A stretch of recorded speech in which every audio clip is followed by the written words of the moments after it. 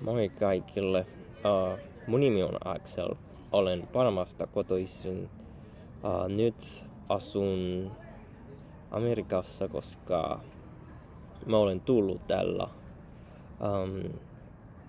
yliopistolla. Mä olen opiskellut suomea 2 vuotta sitten. Tiedän, että en voin puhua hyvin. Teen edelleen monta vihreitä. Mutta tässä videossa haluan puhua vähän suomea ja tiedän, että te puhutte suomea äidinkielestä ja kertokaa mulle mitä voin parantaa vihreitä. Se on kaikki.